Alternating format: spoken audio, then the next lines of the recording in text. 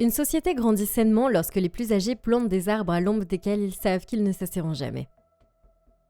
Ce proverbe grec d'une époque bien antérieure aux problèmes de nos économies modernes ou de l'étude de l'économie elle-même reste vrai aujourd'hui, comme il l'était déjà il y a des milliers d'années. Mais vivons-nous réellement selon cet idéal ? Pour la première fois depuis la révolution industrielle, les générations successives ne deviennent pas plus riches que leurs parents. Bien qu'il y ait eu certainement des revers et des exceptions historiques à cette tendance, elle reste vraie dans l'ensemble pour les populations des économies développées. Pendant longtemps, il y avait simplement une attente, celle que les enfants aient un plus grand confort de vie, une fois adultes, que celui que leurs parents aient connu. Mais aujourd'hui, ce n'est plus vraiment le cas. En fait, la plupart des jeunes professionnels ne peuvent qu'aspirer à vivre les mêmes modes de vie que leurs parents. Les jeunes générations ont de plus en plus de difficultés à obtenir des emplois fiables, à s'offrir un logement confortable, à fonder une famille ou encore à épargner pour la retraite.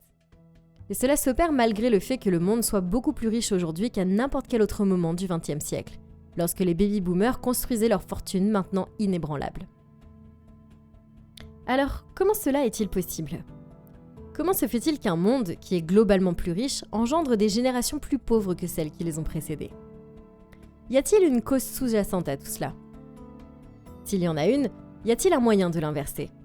Et s'il n'y en a pas, cela signifie-t-il que nous pouvons désormais nous attendre à ce que chaque génération soit plus pauvre que celle qui l'a précédée ? Oh, et je suppose qu'il est probablement également utile de se demander si cela importe vraiment, puisque tout le monde finira par mourir, et transmettre sa richesse de toute façon.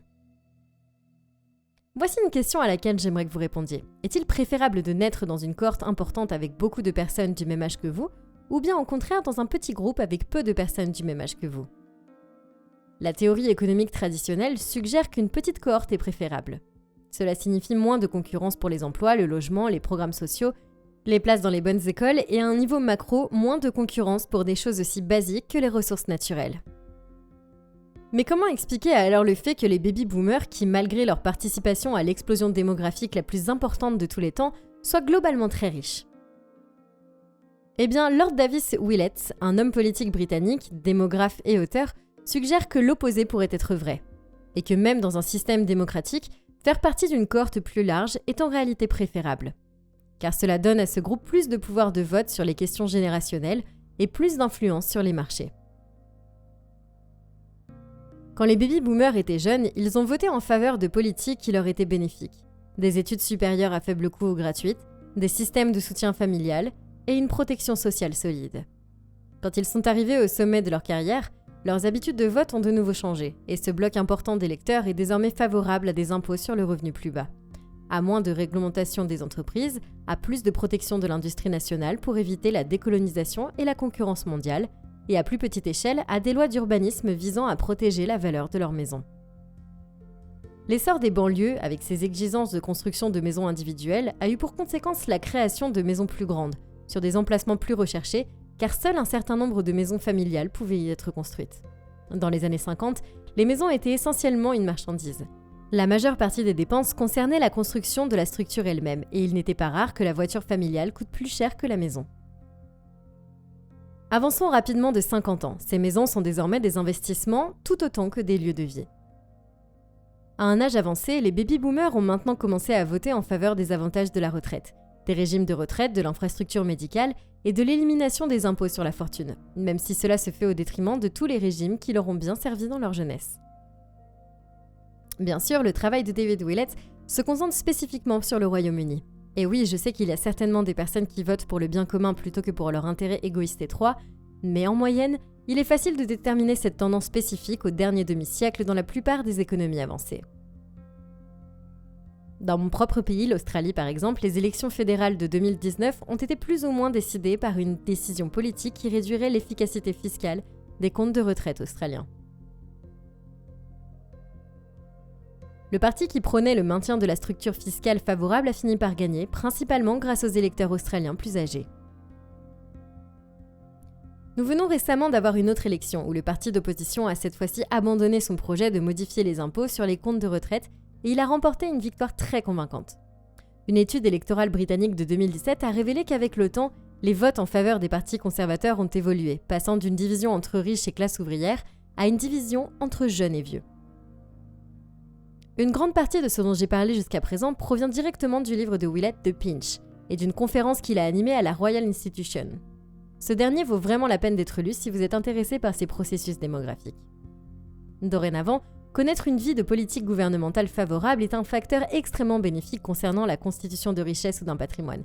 Imaginez à quel point les milléniaux seraient mieux lotis s'ils obtenaient une éducation supérieure gratuite ou à moindre coût. Même si tout le reste ne changeait pas, cela ferait la différence nécessaire dont beaucoup de jeunes auraient besoin pour pouvoir verser la compte initiale, indispensable à l'achat d'une maison. C'est d'ailleurs le prochain grand problème à considérer, la fracture du logement. La théorie de la petite cohorte de David Willett omet probablement un détail important qui a donné aux baby-boomers un avantage supplémentaire par rapport aux générations suivantes. Du moins, elle n'insiste pas suffisamment dessus. Et non, ce n'est pas aussi simple que le fait qu'ils aient pu acheter des maisons quand elles étaient bon marché. Certes, cela n'a pas fait de mal, au contraire, mais c'est plutôt le symptôme d'un problème de plus grande envergure. Ils étaient une grande cohorte dans un petit monde. Ils détenaient tout le pouvoir de vote et n'avaient presque aucune concurrence. Dans les années 1950 et 1960, la population mondiale représentait environ un tiers de ce qu'elle est aujourd'hui. De plus, sans vouloir lancer une polémique, si vous étiez un homme blanc vivant dans l'un des pays sur lesquels nous nous concentrons principalement, la concurrence était encore moins sévère. Cela a donc réintroduit tous les compromis apparents que nous avons évoqués précédemment. Il y avait vraiment moins de concurrence pour pratiquement tout, y compris les emplois, car les employeurs disposaient d'un bassin de main-d'œuvre plus restreint. La participation de la main-d'œuvre féminine était très faible, ce qui réduisait encore l'offre et augmentait donc le pouvoir des négociations des travailleurs.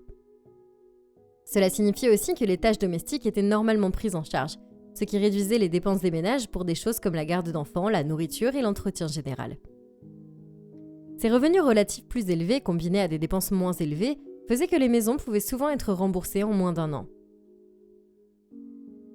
Oui, ils ont dû supporter des taux d'intérêt plus élevés, en particulier dans les années 70 et 80, qui étaient leur décennie de pic pour l'achat de maisons.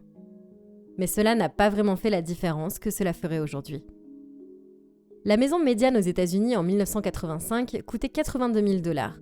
C'est la médiane, donc 50% des maisons, comme celles que les primo-accédants regardaient, coûtaient moins cher que ça. Mais restons simples et restons-en à 82 000 $. Ajusté en fonction des revenus médians des ménages, ce montant de 82 000 $ devient 103 000 $. Le taux hypothécaire moyen à cette époque était de 15%, soit environ 15 000 $ par an. Il a augmenté à certains moments, mais la plupart des taux d'emprunt étaient fixés à un maximum absolu d'environ 15%. Il s'agit donc du pire scénario possible. La maison médiane coûte aujourd'hui 430 000 $ et le taux d'intérêt moyen est légèrement supérieur à 5%. Soit 21 500 $ par an uniquement en paiement d'intérêt. Encore une fois, cela est ajusté en fonction des revenus médians de l'époque, donc en surface, cela semble assez comparable. Peut-être que les jeunes générations ne devraient pas se plaindre de l'inaccessibilité du logement après tout. Beaucoup de gens balayent cette comparaison en disant que l'inflation à cette époque était extrêmement élevée, de sorte que ces remboursements d'intérêts plus élevés n'avaient pas d'importance. Or, en réalité, ce n'est pas vrai. L'inflation en 1985 était de 3,5%, et même si elle était aussi élevée que 13,5% en 1980, il s'agissait d'inflation de l'indice des prix à la consommation, et non d'inflation immobilière. Les prix des maisons au cours de ces décennies ont en réalité augmenté à un rythme relativement modeste. C'est tout le reste qui devenait plus cher. C'est en quelque sorte le contraire de ce qui se passe aujourd'hui, où la croissance des prix des logements dépasse l'inflation. Mais ce n'était pas le cas dans les années 70 et 80. Alors oui, l'argument de l'inflation n'est pas totalement valable. Donc il est juste de se plaindre de la facilité avec laquelle les baby-boomers ont pu s'acheter une maison ? Eh bien non, ils l'ont quand même eu facile pour 2 autres grandes raisons. Ce n'est probablement pas ce à quoi vous vous attendiez, mais les taux d'intérêt élevés les ont en fait aidés. Économiser de l'argent pour un dépôt sur un compte qui rapporte 10% d'intérêt par an accélère vraiment cet objectif d'épargne. Des taux d'intérêt plus élevés ont également veillé à ce que les prix des maisons ne deviennent jamais trop élevés, car les remboursements deviendraient tout simplement inabordables. Dans notre exemple précédent, nous ne regardions que les intérêts payés sur les prêts des 2 périodes. Mais avec une hypothèque, vous devez également rembourser le capital. Le remboursement du capital sur hypothèque de 430 000 $ sur une durée de prêt standard de 30 ans coûterait environ 14 300 $ de plus par an, portant le remboursement annuel total à un peu plus de 36 000 $. La maison de 1985 aurait un remboursement du capital d'environ 3 000 $ par an, portant le remboursement total à un peu plus de 18 000 $ par an, soit la moitié de ce que l'acheteur de maison de 2022 paierait, malgré des taux d'intérêt 3 fois plus élevés.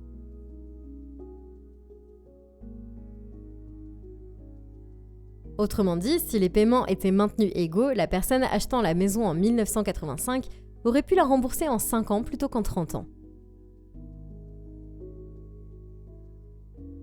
Alors pourquoi est-ce que je me concentre autant sur le logement ?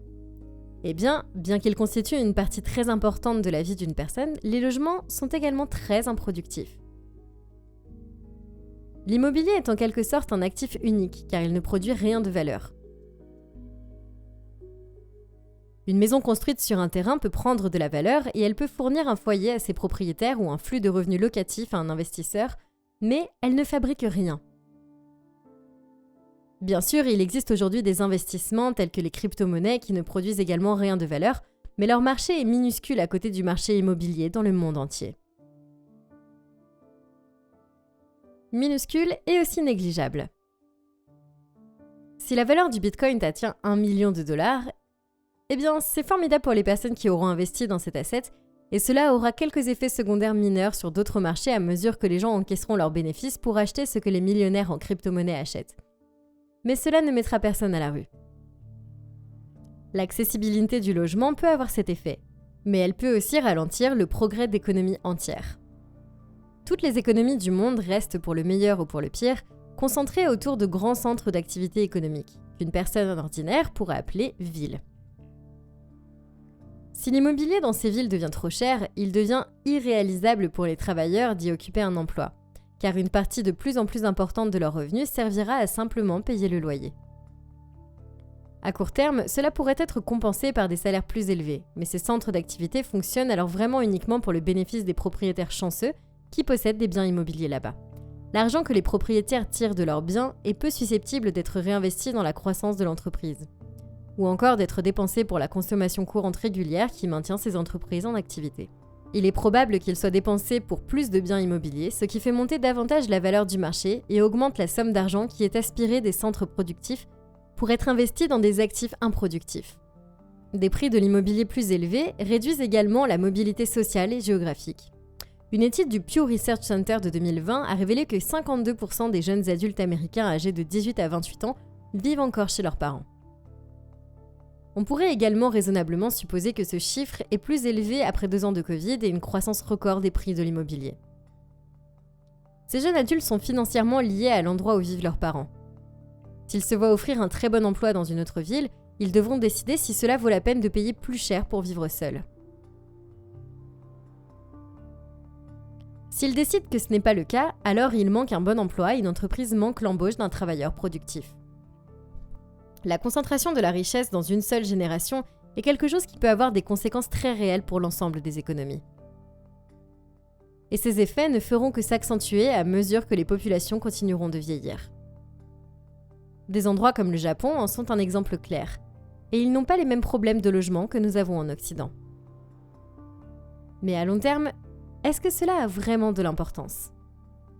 Je ne veux pas devenir trop morbide ici, mais les gens finissent par mourir, et leur richesse sera transmise à leurs enfants ou à d'autres bénéficiaires. Donc la concentration de la richesse dans une seule génération est au pire un problème temporaire. L'année dernière, j'ai réalisé une vidéo entière sur le grand transfert de richesse, c'est-à-dire le processus pour lequel les baby-boomers meurent et laissent leur richesse derrière eux. Le problème que nous avons découvert dans cette vidéo est que beaucoup de la richesse qui est transmise se présente sous forme d'entreprises familiales privées. En réalité, le problème est que souvent ces petites entreprises nécessitent que le propriétaire continue de les exploiter. Et les personnes qui sont censées hériter de ces dernières sont soit réticentes, soit incapables de les gérer. Elles sont une partie importante de l'économie et les perdre causera beaucoup de tort. Une lueur d'espoir réside dans le fait que ces entreprises peuvent être vendues par leurs héritiers à des personnes qui possèdent les compétences et le désir nécessaires pour les gérer. Peut-être les vendront-ils à des personnes qui ont elles-mêmes obtenu l'argent nécessaire pour acheter l'entreprise grâce à leur propre héritage ?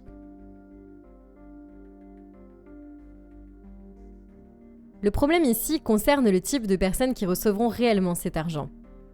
La plupart des gens ne reçoivent de l'argent de leurs parents décédés que lorsqu'ils sont déjà assez âgés, approchant souvent de la fin de leur carrière ou commençant leur retraite. S'ils reçoivent cet argent, ils sont susceptibles de l'utiliser pour financer leur propre retraite, puis de le transmettre à leurs propres enfants âgés.